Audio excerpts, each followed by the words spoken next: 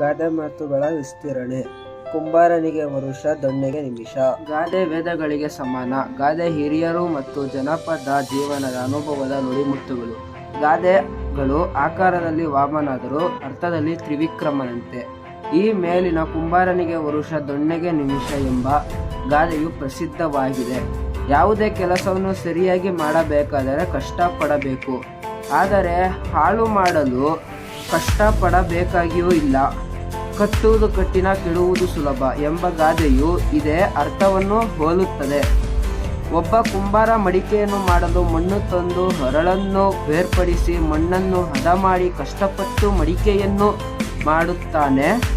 ಆದರೆ ಆ ಮಡಿಕೆಯನ್ನು ಒಡೆಯಲು ಒಂದು ದೊಣ್ಣೆ ಪೆಟ್ಟು ಸಾಕು. ಯಾವುದೇ ಒಂದು ಉತ್ತಮ ಕೆಲಸ ಮಾಡುವುದು ತುಂಬ ಕಠಿಣ, ಆದರೆ ಅದೇ ಕೆಲಸವನ್ನು ಹಾಳು ಮಾಡುವುದು ಸುಲಭ. ಪ್ರಾಚೀನ ಭಾರತೀಯರು ಕಠಿಣ ಶ್ರಮವಹಿಸಿ ಭಾರತದ ಪ್ರಾಚೀನ ವಾಸ್ತುಶಿಲ್ಪಗಳನ್ನು ನಿರ್ಮಿಸಿದರು. ಆದರೆ ವಿದೇಶಿಯರು ಒಂದು ಕ್ಷಣ ಮಾತ್ರದಲ್ಲಿ ವಾಸ್ತುಶಿಲ್ಪಗಳನ್ನು ಕೆಡವಿ ಹಾಕಿದರು. ಹಾಗೆಯೇ ಮನುಷ್ಯ ತನ್ನ ಉತ್ತಮವಾದ ಜೀವನದ ವ್ಯಕ್ತಿತ್ವವನ್ನು ನಿರ್ಮಿಸಿಕೊಳ್ಳಲು ಜೀವನವೆಲ್ಲ ಕಷ್ಟಪಡಬೇಕು. ಆದರೆ ವ್ಯಕ್ತಿತ್ವವನ್ನು ಹಾಳು ಮಾಡಿಕೊಳ್ಳುವುದಕ್ಕೆ ಒಂದರಗಳಿಗೆ ಸಾಕು. ಒಂದು ಕೊಡ ಹಾಲು ಕೆಡಲು ತೊಟ್ಟು ಹುಳಿ ಸಾಕಲ್ಲವೇ?